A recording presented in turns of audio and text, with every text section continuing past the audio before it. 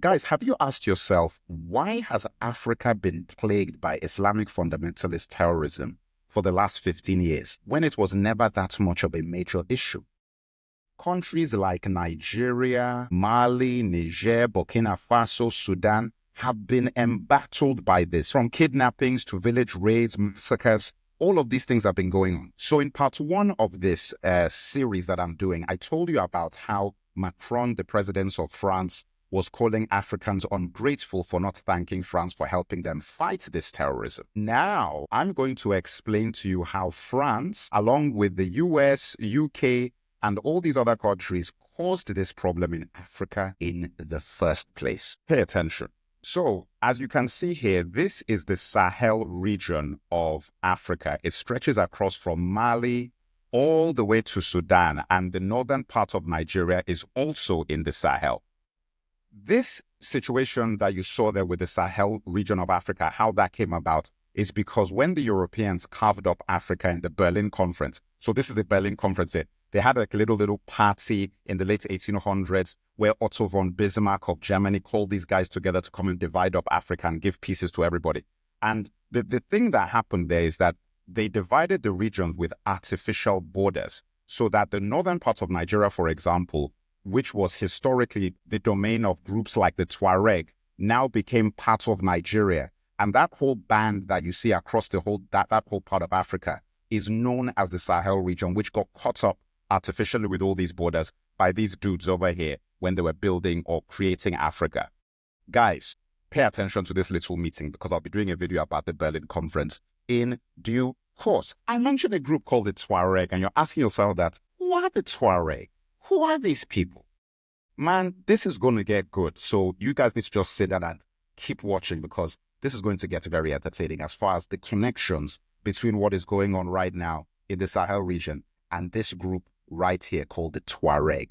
There's another video I'm going to do which involves Ukraine and the Tuareg, but that's for the part 3, because that takes things to the next level. We're only in part 2, and I hope you've seen part 1. Some of these acts of terrorism or these issues and security issues in the Sahel countries, especially in countries like Mali and Niger, have been attributed to a group known as the Tuareg. And they're a nomadic tribe seeking their own homeland, and that is called something called Azawad. I hope I'm pronouncing it correctly. Awad. Okay? So keep that in your mind so you really understand. The thing is, the Tuareg didn't just drop out of the sky.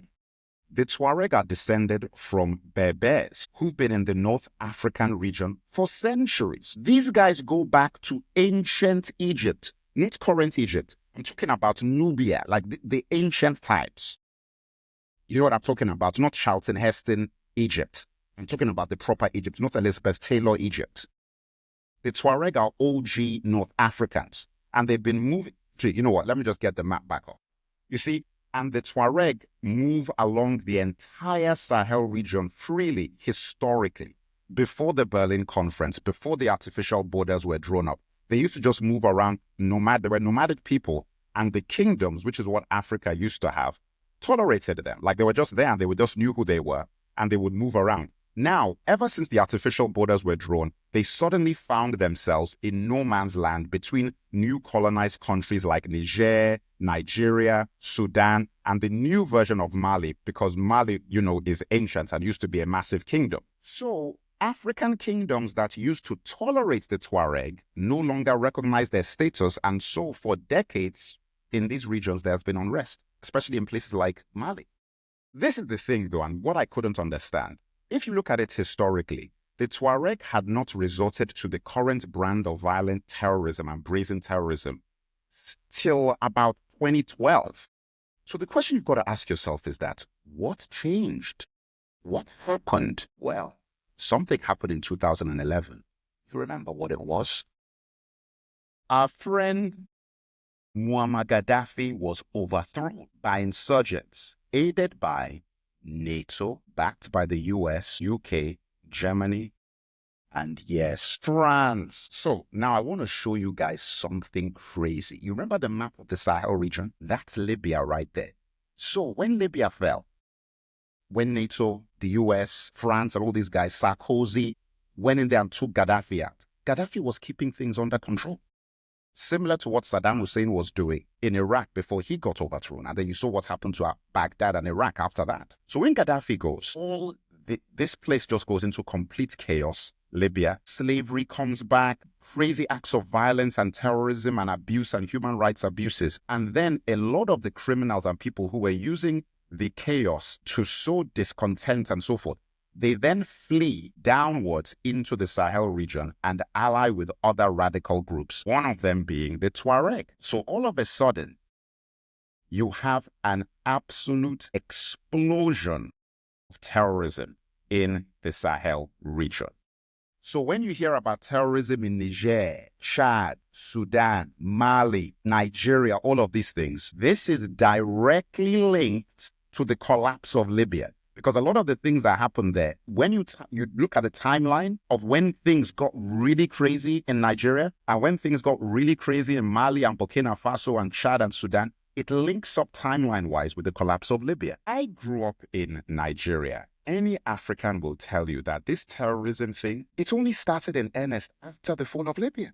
I actually was confused. I'm like, since when have we had a major issue with terrorism?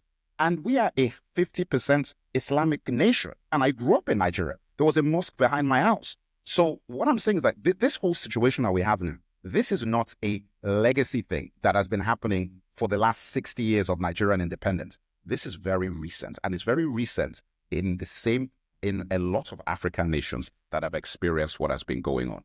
So a lot of you guys may not know about this, but the US have something known as African Command, AFRICOM. And it was set up in 2007-ish, I think, and it's headquartered in Stuttgart, Germany. But it's their military presence in Africa to fight terrorism post 9/11. AFRICOmmand has been in Africa for almost 20 years now, since 2007.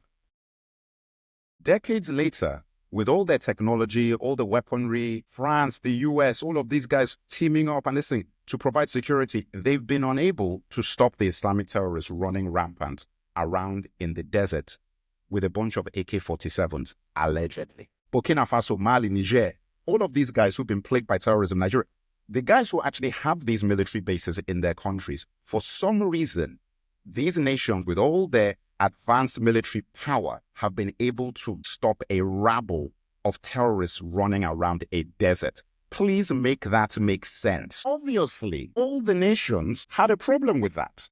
And we have these three guys, Captain Traoré, Assimi Goïta, General Tiani, Mali, Niger, Burkina Faso, who say, listen, we're taking over. They had coups, got in the Three Musketeers. Yes, I said the Three Musketeers. And they told France that, listen, guys, thank you for... They didn't even say thank you. They said, listen, France, leave, get out. We will take care of our security. We're going to find new allies. And they started allying with Russia and China. And I go into detail of the Sahel alliance that they formed in another video. So you can go and check those out. I won't go into that here. After this, Macron is now angry that they've been kicked out, that France has been kicked out. And because he doesn't respect Africa, that is when he says that they forgot to thank France. I'm just thinking that, what exactly are they thanking you for? The problem has gotten worse with terrorism since you've been there. So, I mean, really, guys, think about this with your minds. Think logically. How can you thank people, America, France, whoever else was in AFRICOmmand and doing this stuff to try and give you security against terrorism? How do you thank people who theoretically caused the disease and then say that they're the cure, and then they don't cure the disease that they caused? Does that make any sense to you? It shouldn't, because it's madness. It's madness. Have you seen the movie 300? It's based on the ancient myth of 300 Greek Spartan warriors that defeated an army of Persians. This gave me an idea. I don't need an army of thousands. I only need 300 committed individuals. 300 people who believe and are ready to fund the creation of content that educates, inspires, and uplifts us. Each quarter, the 300 will decide what projects to create. Each quarter, they will provide the resources to make it happen. I'll set the base rate at maybe $100 once a quarter when the project is voted on, but any individual can decide to put in more. Together, we'll create a system that cannot be censored, silenced, or suppressed. Are there 300 of you willing to work with me to do what we need to do? If so, there is a link to the 300 form in my profile bio and in the description of this video, depending on where you are watching this. The world will not save Africa, and it never will. We must save ourselves.